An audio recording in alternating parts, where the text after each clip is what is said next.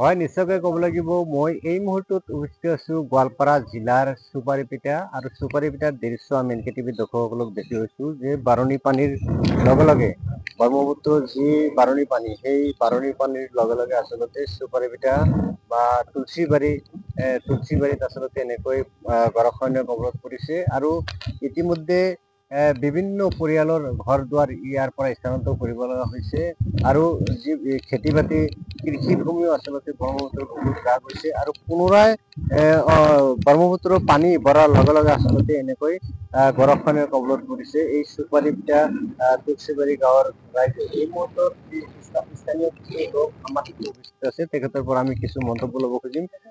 দাদা, আমি দেখিছো যে বাৰণি পানী হোৱাৰ লগে লগে আপোনালোকৰ গৰাখহনীয়া পুনৰাই ষ্টাৰ্ট হৈছে আৰু ঘৰবাৰী ভাঙিব লগা হৈছে, কি ক'ব? আমার কোয়ার কোনো কথা নাই। মোটামুটি সরকারের কাছে আবেদন জানাইছি যে আমার বছরতে মানে বাড়ি গেছে, পানি বাড়ি আছে, ভরপুর পুরি আছে। সরকারের কাছে এটাই আবেদন জানাইছি যে আমাদের গরিব মানুষ করার কোনো সুবিধা নাই, যে কোনো প্রোটেকশনের ব্যবস্থা করবার লাগে। খেতি বাতি সব ভাঙি গেছে, অলরেডি গেছে। আমার বাড়ি ঘরে মানে অলরেডি গেছে আধা, আর আধা কত আছে আমার নাই। পুনৰাই আৰু এজন লোক আছে, তেখেতৰ পৰা আমি কিছু কথা জানিম। দাদা, কি কি কি ক'ব? নাই, আমার তো কি করবো, আমার ঘর বাড়ি আমার খেতে সব ভাঙি গেছে। এখানে যদি সরকারের কাছে আমার অনুরোধ যে এর কিভাবে ব্যবস্থা লোক সরকারে এখানে প্ৰটেকশ্যনৰ ব্যৱস্থা কৰিব। পড়াশোনাৰ ব্যবস্থা কৰে। পুনৰাই আমি এনকে টিভি দৰ্শকসকলক সামগ্ৰিক দৃশ্য দেখুৱাইছো। এয়া হৈছে তাৰাংগাপুৰ আৰু চুপাৰিভিটা।